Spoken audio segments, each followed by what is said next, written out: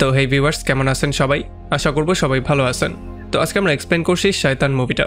আসলে পৃথিবীতে কালো জাদু, ভূত, প্রেত, ঝাড়ফুঁক এগুলো এক্সিস্ট করে কিনা সেগুলো নিয়ে দ্বিমত থাকতেই পারে, কিন্তু পড়ালেখা করা লোকজন এগুলোকে অন্ধবিশ্বাস মনে করে, আর যারা এগুলোকে বিশ্বাস করে তাদেরকে নিয়ে হাসাহাসি করে। কিন্তু পৃথিবীতে আদৌ এমন কোনো লোক হয়তো পাওয়া যাবে না যারা কিনা বিপদে পড়ে এই সমস্ত মানুষদের কাছে দ্বারস্থ হয়নি, মানে যারা বিপদে পড়ে ঝাড়ফুঁক, তাবিজ কবজ এগুলোর কাছে যায়নি। আর আমাদের আজকের মুভির প্লটটাও ঠিক একই রকম, যেখানে দেখানো হয়েছে যে যেই জিনিসগুলো দেখা যায় না সেগুলো যে আসলেও হয় না, ব্যাপারটা এমনটাও না। যেমন বুঝতে পারছেন মুভিটা হতে যাচ্ছে খুবই ইন্টারেস্টিং। সো এই জন্য আমি বলবো ভিডিওটা শেষ পর্যন্ত দেখার জন্য, নয়তো অনেক কিছু মিস করে ফেলবেন। তো চলুন কথা না বাড়িয়ে শুরু করি আজকের ভিডিও। তো এই গল্পের শুরুতে আমরা দেখতে পারি জাহ্নবী নামের একটা মেয়েকে, যেই মেয়েটা কলেজ শেষ করে তার বয়ফ্রেন্ডের সাথে বাসায় ব্যাক করার প্ল্যানিং করেছিল। তবে তখন এখানে তার বাবা চলে আসে। তার বাবার নাম হচ্ছে গিয়ে কবির, আর তার বাবাই হচ্ছে গিয়ে অজয় দেবগান। আসলে আমরা জানতে পারি কবির হচ্ছে গিয়ে একজন পাইলট, কিন্তু এখন সে কিছুদিনের ছুটি পেয়েছে। এই জন্য সে চিন্তা করে যে কেননা সে তার ফ্যামিলির সঙ্গে একটা ট্রিপ প্ল্যান করে তাদের নিয়ে একটু ঘুরে ফিরে আসুক। এই জন্য যখন সে বাসার দিকে যাচ্ছিল তখন সে কলেজ থেকে তার মেয়েকেও পিক করার সিদ্ধান্ত নিয়েছিল। তবে যখন তারা যাচ্ছিল তখন গাড়ির মধ্যে তার মেয়ে তাকে জানায় যে কলেজ থেকে একটা ট্রিপের প্ল্যান করা হয়েছে, আর আমি চাই তাদের সঙ্গে ট্রিপে যেতে। তবে তখন কবির তাকে সরাসরি না করে দেয়। সে বলে যে সে চায় না সে কোনো দিকে যাক। কবির বলে যেহেতু সে ছুটি নিয়ে বেড়াতে এসেছে এই জন্য কয়েকটা দিন তার সঙ্গেই পার করতে হবে, সমস্ত কিছু ক্যান্সেল করে দিয়ে। আর আমরা দেখতে পারি এই সমস্ত কথাগুলো নিয়ে এখানে হাসাহাসিও শুরু হয়ে যায়। আসলে কবিরের ফ্যামিলি খুবই হ্যাপি একটা ফ্যামিলি ছিল, যেখানে কবিরের ওয়াইফ ছিল জ্যোতি, তার মেয়ে ছিল জাহ্নবী এবং তার ছোট একটা ছেলে ছিল যার নাম ছিল ধ্রুব। তবে আমরা দেখতে পারি এখনও কবিরের মেয়ে জাহ্নবী বারবার করে তার কাছে রিকোয়েস্ট করছিল যাতে করে তাকে কলেজের ট্রিপে যাওয়ার পারমিশন দেওয়া হয়। আর যেহেতু সে বারবার করে বলছে এই জন্য কবির নাও করতে পারে না, সে তাকে পারমিশন দিয়ে দেয়। তবে সে ট্রিপে যারা যারা যাবে তাদের সবার ডাটা এনে তাকে দেওয়ার জন্য বলে। তাছাড়া সে বলে যে তারা যাওয়ার আগে একটা দিন আমাদের ফার্ম হাউসে পার করবে। তো এরপরে পরদিন সকালবেলায় তারা বেরিয়ে পড়ে তাদের ফার্ম হাউসে যাওয়ার জন্য। আর রাস্তায় একটা রেস্টুরেন্টে তারা থামে কিছু খাওয়ার জন্য। আর যখন এখানে তারা খাবার দাবার খাচ্ছিল তখন আমরা দেখতে পারি জাহ্নবী কোনো খাবার দাবারই খাচ্ছিল না, কারণ এগুলো একটু অয়েলি খাবার দাবার ছিল। আর তখনই এখানে বনরাজ নামের একটা লোক চলে আসে, যে কিনা কবিরকে একটু সাহায্য করে দেয়, কারণ কবিরের কাছে খুচরা কোনো টাকা ছিল না, এই জন্য সে তাকে খুচরা কিছু টাকা দেয়। তো এরপরে বনরাজ সোজা চলে আসে জাহ্নবীর কাছে। আর জাহ্নবী যেই অয়েলি খাবারগুলো খাচ্ছিল না সেই খাবারগুলোর মধ্যে কিছু মিলিয়ে দেয়, আর এরপর তাকে বলে যে এগুলো খেয়ে ফেলো। আর যখনই জাহ্নবী এগুলো খাওয়া শুরু করে তখন যেই খাবারগুলো একটু আগে সে খাচ্ছিল না এখন সেই সমস্ত খাবারগুলো খেয়ে ফেলে। আমরা দেখতে পারি বনরাজ জাহ্নবীকে কিছু বিস্কিটও দিয়ে দেয়। সে বলে এগুলো বাসায় গিয়ে খেও, কিন্তু এগুলো কাউকে দিও না। তো এরপরে এখান থেকে কবিরের পুরো ফ্যামিলি তাদের ফার্ম হাউসে চলে আসে। আর এখানে পুলে নেমে গোসল করে তারা ফুর্তি করা শুরু করে। যখন এখানে তারা আনন্দ ফুর্তি করছিল তখন হঠাৎই তারা দেখতে পারে তাদের দরজায় কেউ এসেছে। আর তারা গিয়ে দেখতে পারে এটার অন্য কেউ না, এটা হচ্ছে গিয়ে বনরাজ নামের সেই লোকটা, যে কিনা রেস্টুরেন্টে তাদেরকে সাহায্য করেছিল। এখানে বনরাজ তাদেরকে বলে যে আমার ফোনে কোনো সিগন্যাল পাচ্ছে না, আর আমার ফোনের ব্যাটারিও ডেড হয়ে গেছে। সো কেননা আমি আপনাদের ল্যান্ডলাইন ইউজ করে আমার মেয়েকে একটা কল দিয়ে দিই, যাতে করে আমার মেয়ে আমাকে নিতে এই পর্যন্ত চলে আসতে পারে।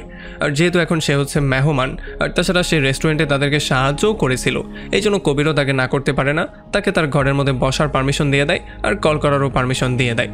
তো এরপরে যখন বনরাজ মোবাইল চার্জে দিয়ে বসে পড়ে তখন আমরা দেখতে পারি এই সমস্ত ব্যাপারগুলো জ্যোতি একেবারেই ভালোভাবে নেয় না। সে ঘরের মধ্যে এসে কবিরকে বলা শুরু করে যে এমন করে কারো উপরে আমাদের ব্লাইন্ডলি বিশ্বাস করা উচিত না। এখন সে আমাদের ঘরের মধ্যে চলে এসেছে, সে যেই কোনো কিছু আমাদের সঙ্গে চাইলে করতে পারে। তবে তখন কবির তাকে শান্ত থাকার জন্য বলে, সে বলে যে তুমি একেবারেই টেনশন নিও না, এমন কোনো কিছুই হবে না। সে আমাদেরকে তখন একটু সাহায্য করেছে, এখন আমরা একটু তার সাহায্য করছি, বাস এতটুকুই। আর তখন এদিকে আমরা দেখতে পারি বনরাজ অলরেডি জাহ্নবীকে তার বসে নিয়ে নিয়েছিল। সে তার কাছে তার সমস্ত গোপন ব্যাপারগুলো জিজ্ঞেস করা শুরু করে, যেমন তার বয়ফ্রেন্ড সম্পর্কে এবং তারা কোন দিকে ট্যুর দিচ্ছে সেই সমস্ত প্ল্যান সম্পর্কে।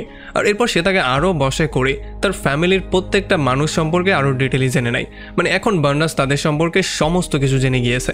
আর এর একটু পরে যখন জ্যোতি আর কবির নিচে আসে তখন তারা দেখতে পারে তাদের মেয়ে বনরাজের সমস্ত কথাগুলো শুনছিল। এগুলো দেখার পরে তো তারা পুরোপুরি শকড হয়ে যায়। তারা বুঝতেই পারছিল না যে এইটা কি করে সম্ভব। এই জন্য কবিরের মাথা একটু গরম হয়ে যায়। এই জন্য সে বলে যে আচ্ছা ঠিক আছে, যা হওয়ার সেটা হয়ে গেছে, তুমি যেই কাজের জন্য এসেছিলে সেটা হয়ে গেছে, এখন এখান থেকে বেরিয়ে চলে যাও। তবে বনরাজ তাকে সরাসরি না করে দেয়। সে বলে যে আমি এখান থেকে চাইলেও যেতে পারবো না, আর তুমি চাইলেও আমাকে এখান থেকে বের করতে পারবে না। যদি বিশ্বাস না হয় তাহলে ট্রাই করে দেখতেই পারো। তো এরপরে যখন কবির তার হাত ধরে টেনে তাকে বের করে দেওয়ার ট্রাই করছিল তখন বনরাজ জাহ্নবীকে বলে যে তোমার বাবাকে বলো যাতে করে আমাকে এখান থেকে বের না করে, আর তোমার বাবাকে যেই কোনো ওয়েতে আটকাও। আর এইটা শোনার সঙ্গে সঙ্গে আমরা দেখতে পারি জাহ্নবী তার বাবার সামনে চলে আসে আর তার বাবাকে যেই কোনো ওয়েতে আটকানোর ট্রাই করে আর তার বাবাকে সে ধাক্কা পর্যন্ত দিয়ে পেছনে সরিয়ে দেয়। এরপর সে বলে যে আঙ্কেল কোথাও যাবে না, আঙ্কেল এখানেই থাকবে। আর এইটা শোনার পরে তো জ্যোতি আর কবির পুরোপুরি শক্ট হয়ে যায়। তারা বুঝতেই পারছিল না তার মেয়ে কেন তাদের বিরুদ্ধে চলে গেল। আর তখন আমরা দেখতে পারি বনরাজ আবারও ঘরের মধ্যে গিয়ে সোজা সোফার উপরে বসে পড়ে। এখানে বনরাজ কবির আর জ্যোতিকে বলে যে তোমাদের মেয়ে জাহ্নবী এখন পুরোপুরি আমার কন্ট্রোলে আছে, আমি তাকে দিয়ে যেই কোনো কিছু করাতে পারবো, আমি যেইটাই বলবো সে সেটাই শুনবে। তবে আমরা দেখতে পারি কবির আর জ্যোতি কোনোভাবে এটা বিশ্বাস করছিল না। এই জন্য প্রমাণ দেওয়ার জন্য বনরাজ জাহ্নবীকে বলে সে যাতে করে চা পাতির প্যাকেটটা নিয়ে কাঁচা চা পাতি খাওয়া শুরু করে। আর এটা বলার সঙ্গে সঙ্গে জাহ্নবী চা পাতির প্যাকেট খুলে কাঁচা চা পাতিগুলোকে খাওয়া শুরু করে। আর যখন জ্যোতি এই ব্যাপারগুলো দেখতে পারে তখন সে একটু বেশি শক্ট হয়ে যায় আর সে গিয়ে তার মেয়েকে থামানোর ট্রাই করে। তবে তখনই বনরাজ আবার ক্লিয়ার করে তাদের দুজনকে এটা জানিয়ে দেয় যে আমি যেই জিনিসটা বলবো যদি সেই জিনিসটা সে না করে তাহলে আমি তাকে দিয়ে আরও বড় কিছু করানোর ট্রাই করব। এরপরে বনরাজ জাহ্নবীকে থাপ্পড় দেওয়ার জন্য বলে, তাও আবার নিজেকে। আর এটা শোনার সঙ্গে সঙ্গে জাহ্নবী তেমনটাই করা শুরু করে, সে নিজেকে 3-4টা থাপ্পড় দিয়েও দেয়। আর এইটা দেখার পরে তো কবির আর জ্যোতির অবস্থা আরও খারাপ হয়ে যায়। তারা বুঝতেই পারছিল না যে এইটা কি করে সম্ভব হতে পারে। আর তখন এদিকে বনরাজ জাহ্নবীকে কান্না করার জন্য বলে, আর এটা শোনার সঙ্গে সঙ্গে জাহ্নবী কান্নাকাটি করা শুরু করে। আর এরপর তাকে কান্নার মাঝখানে সে হাসার জন্য বলে আর একটু পরে সেটাকে মিক্স করার জন্য বলে। আমরা দেখতে পারি যেইভাবেই ওয়ার্ডার দিচ্ছিল জাহ্নবী ঠিক তেমন করেই ওয়ার্ডার পালন করার ট্রাই করছিল। তো আমরা দেখতে পারি কিছুক্ষণ ব্যাপারটা ঠিক এমন করেই চলতে থাকে। সে কতক্ষণ কান্না করে, কতক্ষণ হাসে, মাঝে মধ্যে দুইটা একসাথেই করা শুরু করে। আর এই সমস্ত ব্যাপারগুলো দেখার পরে কবির আর সহ্যই করতে পারে না। এই জন্য সে বনরাজকে বলে যে তুমি যা চাও সেটা দেওয়ার জন্য আমরা ফুললি রেডি আছি, তুমি কি চাও সেটা আমাকে বলো, তবে আমার মেয়েকে তুমি সুস্থ করে দাও। তবে তখন বনরাজ তাকে বলে যে আমি তোমার মেয়েকেই চাই, আসলে তোমার মেয়ে যেহেতু আমার বসে চলে এসেছে এই জন্য আমি পারমিশন চাই তোমার মেয়েকে এখান থেকে নিয়ে যাওয়ার। এখন যদি তুমি পারমিশন দিয়ে দাও তাহলে তো তার কষ্ট একটু কম হবে, তবে যদি তুমি পারমিশন না দাও তাহলে তার কষ্ট অনেক বেশি হবে। তবে যখন কবির তাকে সরাসরি না করে দেয় তখন বনরাজ মাথা গরম করে জাহ্নবীকে অর্ডার দিয়ে বলে যে এই কথার উপরে তোমার বাবার গালে জোরে একটা চর মারো। আর এইটা শোনার সঙ্গে সঙ্গেই জাহ্নবী গিয়ে তার বাবার গালে জোরে একটা চর মেরে দেয়, কারণ বনরাজ তাকে এমনটা করতে বলেছে। যার মানে আমরা এই ব্যাপারটা ক্লিয়ারলি বুঝতে পারি যে এখন আর জাহ্নবীর হাতে তেমন কিছুই নেই, সে হয়ে গেছে বনরাজের হাতের একটা কাঠপুতুল। বনরাজ তাকে যেইভাবে নাড়াবে সে সেইভাবেই নড়বে, সে তাকে যেটাই করতে বলবে সে বাধ্য হয়ে সেই জিনিসটাই করবে, তার চিন্তা ভাবনা করার শক্তি পর্যন্ত হারিয়ে গেছে। আর এই সমস্ত ব্যাপারগুলো দেখার পরে কবির তাকে জিজ্ঞেস করে যে তুমি এই সমস্ত কাজগুলো করে আসলে কি পাবে, আমাদের ফ্যামিলি নষ্ট করে তোমার হাসিলটা কি হবে। তবে তখন আমরা দেখতে পারি বনরাজ তাকে এটা ক্লিয়ার করে জানিয়ে দেয় যে সে আসলে একটা শয়তান। আর সে এটাও বলে যে জানি তোমরা এই ব্যাপারটা বিশ্বাস করবে না, তবে যেটা দেখা যায় না সেটা যে হয় না ব্যাপারটা আসলে এমনটাও না। সো এই জন্য আমি শুধু আর শুধুমাত্র তোমার মুখ থেকে এইটা শুনতে চাই যে তুমি আমার মেয়েকে নিয়ে যেতে পারো। আর যদি তুমি এমনটা না করো তাহলে তার কষ্ট তো আরও বেশি বেড়েই যাবে, ভবিষ্যতে জাহ্নবীর সামনে তোমার প্রেমও চলে আসতে পারে আর সে বশীকরণের মাধ্যমে তোমার দিকে মুগ্ধও হয়ে যেতে পারে। তবে আসলে কবির তাকে কোনোভাবেই পারমিশন দিচ্ছিল না, সে এখন পর্যন্ত তাকে না বলছিল। আর এইটা শোনার পরে তো বনরাজের মাথা একটু বেশি গরম হয়ে যায়, এই জন্য সে জাহ্নবীকে একটা লাথিই মেরে দেয়। তবে এই সমস্ত ব্যাপারগুলো কবিরের ধৈর্য সীমার লিমিট ক্রস করে ফেলে, কবির এগুলো সহ্যই করতে পারছিল না। এই জন্য সে গিয়ে বনরাজকে পেটানো শুরু করে আর তাকে গলা টিপে মেরে ফেলার ট্রাই করে। তবে এই সুযোগে বনরাজ আবার জাহ্নবীকে অর্ডার দিয়ে বলে দেয় যাতে করে সে তার ছোট ভাই ধ্রুবকে পিটিয়ে একটু বেশি আহত করে দেয়। আর এটা শোনার সঙ্গে সঙ্গে জাহ্নবী তার ছোট ভাইকে ধরে তার মাথা সিঁড়ির পিলারের সঙ্গে বাড়ি দিয়ে দিয়ে তাকে আহত করে ফেলে। আর এটা দেখার সঙ্গে সঙ্গে কবির আর জ্যোতি তার ছোট ছেলেকে ভালো করার জন্য তাকে নিয়ে দ্রুত ছাদে চলে আসে আর তার মাথায় ব্যান্ডেজ করা শুরু করে। মানে এই ফাঁকে সে বনরাজকে আর কিছু করতে পারে না। এখানে কবির জ্যোতিকে বলে যে আমাদের যেই কোনো ওয়েতে কিছু একটা করতে হবে, কারণ যদি আমরা কিছু না করতে পারি তাহলে এই লোকটা আমাদের পুরো ফ্যামিলিকে ধ্বংস করে দিবে। আর তখনই কবিরের মনে পড়ে তার ব্যাগে অফিসের একটা ফোন আছে যেটার সাহায্যে তারা চাইলে কারোর সাথে কন্ট্যাক্ট করতেই পারে, কারণ বনরাজ জাহ্নবীকে বশ করে তাদের সমস্ত মোবাইল ফোন এবং এখানে সমস্ত ল্যান্ডলাইনগুলোকেও কেটে দিয়েছে, যে জন্য তারা বাইরের কারোর সাথে আর কন্ট্যাক্টই করতে পারছে না। আর এগুলো বলার পরে যখনই সে আবারও লবিতে ব্যাক করে তখন সে দেখতে পারে বনরাজ আগে থেকেই প্রচণ্ড রাগের মধ্যে ছিল, কারণ কবির তার উপরে হাত উঠিয়েছে আর তাকে মারার ট্রাই করেছে।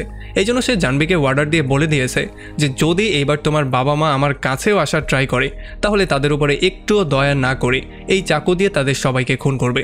আর যেহেতু আমি একটু বেশি আহত হয়ে গেছি সো আমি এখানে একটু রেস্ট করছি, তুমি আমাকে পাহারা দাও। আর এটা বলেই যখন সে রেস্ট করা শুরু করে তখন আমরা দেখতে পারি জাহ্নবী এখানে পুতুলের মতো বসে বসে তাকে পাহারা দেওয়া শুরু করে।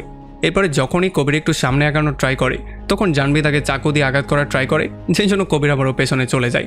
আর তখন আমরা দেখতে পারি বনরাজও আবারও উঠে দাঁড়া হয় আর সে বলে যে যদি এখনও তোমরা পারমিশন না দাও তাহলে চলো এখানে বসে বসে বোর না হয়ে আমরা একটু এন্টারটেইনই করে নিই। এরপর সে মিউজিক প্লে করে আর জাহ্নবীকে ডান্স করার জন্য বলে। আমরা দেখতে পারি জাহ্নবী পাগলের মতো ডান্স করা শুরু করে। অনেকক্ষণ ধরে ডান্স করতে করতে সে পুরো ক্লান্তই হয়ে যায়, তবে তবুও সে ডান্স করেই যাচ্ছিল, কারণ বনরাজ তাকে অর্ডার দিয়েছে। এই অর্ডার পালন না করে উপায় নেই, কারণ সে বশীকরণের মধ্যে আছে। আসলে বনরাজ ইচ্ছা করেই জাহ্নবীকে বারবার করে কষ্ট দিচ্ছিল, যাতে করে তার বাবা মা সহ্য করতে না পেরে তার মেয়েকে নিয়ে যাওয়ার পারমিশন দিয়ে দেয়। তবে এখন পর্যন্ত তার বাবা মা কোনোভাবেই পারমিশন দিতে চাইছিল না, তারা বারবার করে না করছিল। এই জন্য বনরাজ তাদের সবাইকে বলে যে আচ্ছা ঠিক আছে, যদি তোমরা দিতে না চাও তাহলে এই গেমটাকে আমারও আরও এক্সট্রিম লেভেলে নিতে হবে। মানে এই গেমটা আস্তে আস্তে করে খারাপ থেকে খারাপতর হবে। তোমাদেরকে আমি 5 মিনিট সময় দিলাম, তোমাদের ছোট ছেলে ধ্রুবকে তোমরা যেই কোনো জায়গায় লুকিয়ে ফেলো, কারণ 5 মিনিট পরে তোমাদের বড় মেয়ে মানে জাহ্নবী তোমাদের ছোট ছেলেকে খুঁজে বের করার ট্রাই করবে, আর যখনই সে পেয়ে যাবে তখন সে নির্মমভাবে তাকে হত্যা করবে। এখন এটা শোনার সঙ্গে সঙ্গেই কবির আর জ্যোতি দৌড়ে চলে যায় তার ছোট ছেলের কাছে, আর তাকে তারা লুকানোর ট্রাই করে। আর যখনই 5 মিনিট কমপ্লিট হয়ে যায় তখনই বনরাজ জাহ্নবীকে অর্ডার দিয়ে দেয় যাতে করে সে তার ছোট ভাইকে খুঁজে বের করে আর তাকে নির্মমভাবে হত্যা করে। এটা শোনার সঙ্গে সঙ্গেই সে একটা চাকু নিয়ে দৌড়ে চলে আসে ছাদে তার ছোট ভাইকে মারার জন্য। তবে আসলে এখানে তার ভাই ছিল না, এই জন্য সে তাকে চারপাশে খোঁজা শুরু করে। তবে সেখানে যেহেতু কবির ছিল এই জন্য কবির তার মেয়েকে কন্ট্রোল করার ট্রাই করে। তবে আসলে সে তাকেও কোনোভাবে কন্ট্রোল করতে পারছিল না। মনে হচ্ছিল তার শরীরের মধ্যে ভয়ঙ্কর কিছু পাওয়ার চলে এসেছে, সে একটু বেশি শক্তিশালী হয়ে গেছে। কবির কোনোভাবেই তাকে কন্ট্রোল করতে পারছিল না। আর এতক্ষণে জাহ্নবী ওই ব্যাপারটা জেনে গিয়েছে যে ধ্রুবকে কোথায় লুকিয়ে রাখা হয়েছে। আসলে ধ্রুব ছাদেরই একটা কোণায় লুকিয়েছিল, এই জন্য সে দৌড়ে তার কাছে যায় আর তাকে ধাক্কা দিয়ে সোজা ছাদ থেকে নিচে ফেলে দেয়। আর এই জন্য ধ্রুবের অবস্থা প্রচণ্ড খারাপ হয়ে যায়, যার মানে এখন আর মলমপট্টি করে তাকে বাঁচানো যাবে না। তাকে বাঁচাতে হলে তাকে এখন হসপিটালে নিতে হবে। আর এই জন্য বাধ্য হয়েই কবির আর জ্যোতিকে পারমিশন দিয়ে দিতে হয়, আর তাদেরকে বলতে হয় যে তুমি আমার মেয়েকে নিয়ে যেতে পারো। আসলে যেহেতু তাদের ছেলের জীবনও তাদের সেভ করতে হতো, এই জন্য তাদের মেয়েকে স্যাক্রিফাইস করা ছাড়া তাদের কাছে অন্য কোনো অপশনও ছিল না।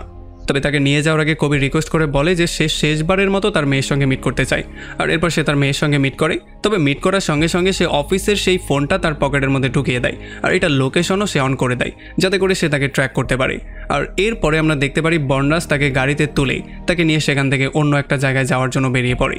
এরপরে কবির তার ওয়াইফ জ্যোতিকে বলে দ্রুত তার ছেলে ধ্রুবকে হসপিটালে নিয়ে যাওয়ার জন্য, আর সে নিজে বনরাজকে ফলো করার জন্য বেরিয়ে পড়ে।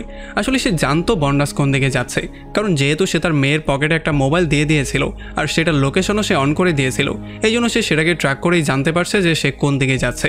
আর এমন করেই সে একটা পর্যায়ে চলে আসবে বনরাজের আড্ডাখানায়। এরপরে আমরা দেখতে পারি বনরাজের আড্ডাখানা, যেটা কিনা বিশাল বড় একটা বাংলোর মতো ছিল। এখানে হাজার হাজার মেয়ে ছিল, আর এই সমস্ত মেয়েরা বনরাজের বশের মধ্যে ছিল। সে জাহ্নবীকেও এই মেয়েদের মাঝখানেই নিয়ে আসে, আর জাহ্নবীকে বলে যে তারা সবাই হচ্ছে তোমার বোন। আসলে এই সমস্ত মেয়েগুলো তার কন্ট্রোলে ছিল, আর এই সমস্ত মেয়েদের দিয়ে সে যেই কোনো কিছু করাতে পারত। এবার সেটা যেই কোনো কিছু। একটু পরে সেই ফোনটা ট্র্যাক করে কবিরও তার আড্ডাখানায় চলে আসে। তবে তখনই এখানে কিছু মেয়ে তার উপরে আক্রমণ করে দেয়, কিন্তু কবিরও তাদেরকে পেটানো শুরু করে। আর তাদের সঙ্গে অনেকক্ষণ মারামারি করার পরে ফাইনালি কোনো রকমে তাদের আহত করে সে মধ্যে চলে আসে। তবে একটু পরে অনেক মেয়েরা এসে তার উপরে আক্রমণ করে দেয়, আর তাকে আচ্ছা রকম ধোলাই করে তাকে পুরো আধমরাই করে ফেলে। এরপর তাকে টেনে নিয়ে আসা হয় বনরাজের সামনে, আর একেবারে মৃতপ্রায় কবির বনরাজের কাছে তার শেষ উইশটা জানায়। সে বলে যে আমার শেষ ইচ্ছা হচ্ছে আমি আমার মেয়ের হাতে মরতে চাই। আর এটা শোনার পরে বনরাজ কবিরকে বলে আচ্ছা ঠিক আছে, এই উইশটা তো তোর আমি পূরণ করতেই পারি। আর এরপরে যখনই সে তার মেয়েকে অর্ডার দিয়ে দেয় আর আস্তে আস্তে করে জাহ্নবী তার বাবাকে মারার জন্য কাছে যায়, তখন কবির একটা ধারালো জিনিসের মাধ্যমে তার 2টা কানকেই ছিদ্র করে দেয় যাতে করে তার মেয়েটা বয়রা হয়ে যায়। আর সেইটা এই জন্য করে যাতে সে কোনো কমান্ড শুনতে না পারে। আর সে গিয়ে বনরাজের জিহ্বাটাও একটা ধারালো জিনিস দিয়ে কেটে ফেলে যাতে করে সে এই মেয়েদেরকে আর কোনো কমান্ডও দিতে না পারে। মানে এমন করে সে সমস্ত মেয়েদেরকে কোনো রকমের সেভ তো করে ফেলেছে, তবে এখন পর্যন্ত তারা সবাই তার বশের মধ্যেই ছিল। তো এখান থেকে গল্প চলে আসে পুরো 10টা বছর সামনে, মানে এখন এই ঘটনার 10 বছর পার হয়ে গেছে। আমরা দেখতে পারি যে এখন কবির বনরাজকে এমন একটা জেলের মধ্যে বন্দি করে রেখেছে যেই জেলের সন্ধান পৃথিবীর কেউই জানে না। আসলে এখানে তার অবস্থা প্রচণ্ড খারাপ হয়েছিল, আর তাকে প্রচণ্ড বাজে অবস্থার মধ্যেই রাখা হয়েছিল, আর তাকে বিভিন্ন পচা জিনিসপত্র খেতে দেওয়া হতো। মানে যেমন করে সে সেই মেয়েদের জীবনগুলোকে নষ্ট করেছিল, তেমন করেই কবির বনরাজের জীবনটাকেও নষ্ট করার ট্রাই করছে। আর তখন এদিকে আমরা জাহ্নবীকে দেখতে পারি যার অবস্থা প্রচণ্ড খারাপ হয়ে আছে, মানে সে একেবারে জীবিত একটা লাশ হয়ে আছে, আর তার মুখে একটা স্মাইলও আমরা দেখতে পারি। এটা এই জন্য হয়েছিল কারণ বনরাজ এখন পর্যন্ত তাকে বশীকরণ থেকে মুক্ত করেনি, আর সে বিগত 10টা বছর ধরে এই অবস্থায় পড়ে আছে। সে একেবারে মৃতপ্রায় অবস্থায় আছে, আর হয়তোবা ভবিষ্যতে সে এমনটাই থাকবে, সারাটা জীবন তাকে এমন অবস্থায় পড়ে থাকতে হবে। আর এদিকে কবিরের ফ্যামিলি সম্পর্কেও আমাদেরকে তেমন কিছু বলা হয় না, হয়তোবা যখন জ্যোতি ধ্রুবকে নিয়ে হসপিটালের দিকে যাচ্ছিল তখন তাদের কোনো অ্যাক্সিডেন্ট হয়ে গিয়েছিল, যেই জন্য তাদের মৃত্যুই হয়ে গিয়েছিল। আসলে এই জিনিসটা মুভির মধ্যে আমাদেরকে দেখানো হয় না, আমাদেরকে শুধু এই জিনিসটাই বলা হয় যে কবিরের ফ্যামিলি এখন আর তার সঙ্গে নেই, মানে কবিরের ফ্যামিলির হয়তো কিছু হয়ে গেছে। আর এমন একটা ভয়ঙ্কর পয়েন্টে এই পুরো মুভিটা এখানেই শেষ হয়ে যায়। তো যাই হোক, কমেন্ট করে আমাকে জানান কেমন লাগলো ভিডিও। হয়তো অনেকের কাছে মুভিটা ইন্টারেস্টিং নাও লাগতে পারে, কারণ এই সমস্ত ব্যাপারগুলো হচ্ছে খুবই বিতর্কিত একটা ব্যাপার, আর এগুলো বিশ্বাস অবিশ্বাসেরও একটা ব্যাপার আছে। কিন্তু আমাকে আপনি কমেন্ট করে জানান যে আসলে আপনার কি মনে হয়, এটা কি আদৌ সম্ভব কি না, আর যদি সম্ভব হয় তাহলে আপনাদের কারোর সাথে এমনটা হয়েছে কি না সেই ব্যাপারটা আমাকে কমেন্ট করে জানাতে পারেন। ভিডিও ভালো লাগলে অবশ্যই একটা লাইক করবেন, আর যদি এখনও আমাদের চ্যানেলটা সাবস্ক্রাইব করে না থাকেন তাহলে প্লিজ করে ফেলুন। তো আমাদের দেখা হবে অন্য কোনো ভিডিওতে অন্য কোনো একদিন। Till then, take care.